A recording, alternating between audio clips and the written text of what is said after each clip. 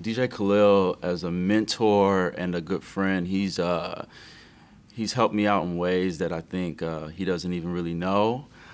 Just because of his personality, he's just a good. He's a good dude, but then he's also one of the most incredible producers out there. Point blank, period. For him to be able to, go from hip hop to rock to, he crosses genres and it's amazing, and he does an amazing job at it. But it's interesting. I started making frequent trips to LA, and my beat CD got to him somehow, and we just kind of were friends over the years. I just called him one day. I said, I want to come do an internship with you. And he was like, yeah, that's fine. He said, as long as you stay quiet. I said, no problem, because I'm a very quiet dude already, so it worked out perfect.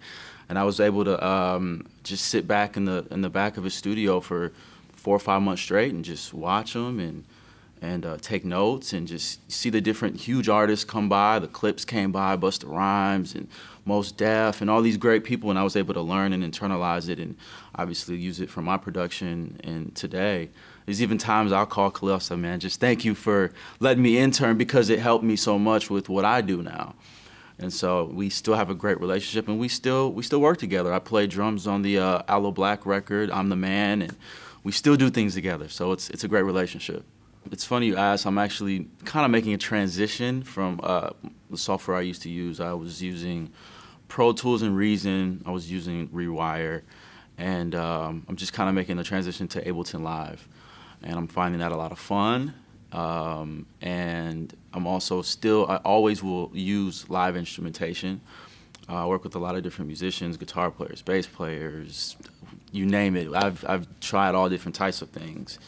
And I use a lot of that in my production. I also have some hardware. I use old Phantoms. I have organs. I have percussion things, tambourine, just whatever I have just to make it fun. I just try to keep it new and refreshing.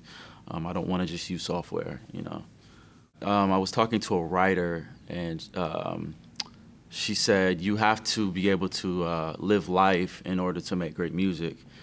And I think before I was more of a studio rat, and I wanted to just stay in the studio and make music all day.